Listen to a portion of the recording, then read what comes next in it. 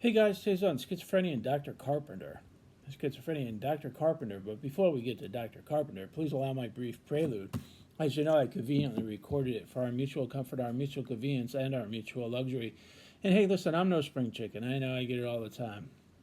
I don't know, all the time it's always spring chicken. I say no, I'm not a spring chicken, and I've been around a few preludes in my many years. I'm telling you, this prelude has got something. It's particularly luxurious, like ever luxurious.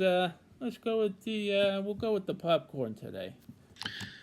Hello there, my name is Robert Francis. You've stumbled on my Unconquering Schizophrenia YouTube channel, where me and the bird. That's right. Oh, where's the bird? He's on vacation. So I can bring you both free. My jib right here for reasons of my medical confidentiality. My classic delusions. I'm a licensed clinical social worker.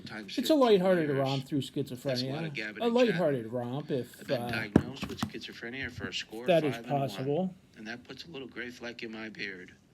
Gotta shave today. Thank you for joining me on my channel. Now to topic. To topic. You know, in the 1970s and 80s, schizophrenia was thought of as a single disease entity. It was like, one thing. You have one illness, and you have high blood pressure, you have high blood pressure. Schizophrenia.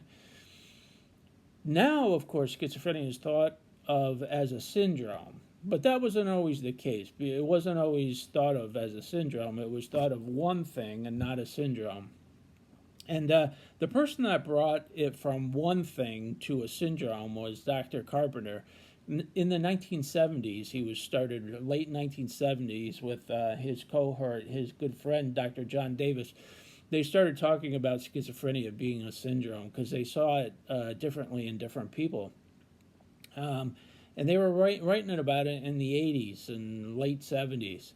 And it didn't take hold until about 2010, where it was flipped. Everybody started saying, okay, it is a syndrome, and it was reclassified as a syndrome rather than a single disease entity. And it came from Dr. Carpenter, and I find that just amazing, because we take it for granted that schizophrenia is a syndrome without really thinking about the history, perhaps. And isn't that incredible? The guy, he's an MD. He just recently retired. He's like 80 years old. He's a legend in the field of schizophrenia. Did a lot of research and teaching on it and everything. But isn't that amazing, where you can trace it specifically to one guy? Two guys, actually, a couple. Dr. Carpenter and his friend there, Dr. Davis. It's incredible. Before Dr. Carpenter, it was a single disease entity, like, high blood pressure or, something wrong with your liver, GI problem, gastritis, you got gastritis, GERD, you got GERD.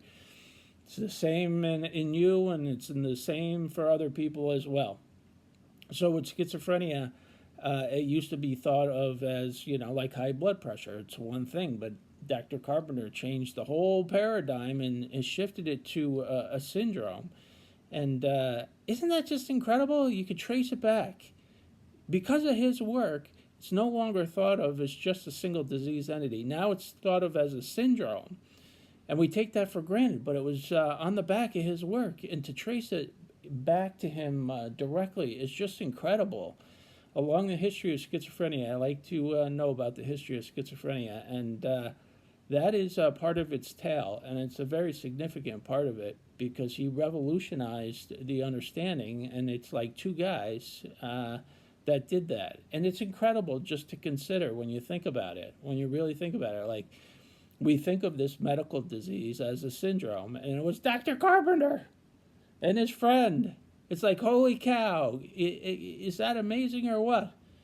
And fortunately, I've been able to correspond with him over the years, and he's nicer than he is a genius. I mean, the guy is so nice. It's incredible, but it's an amazing story, and I hope you appreciate it. And enjoy some popcorn. We'll see you next time.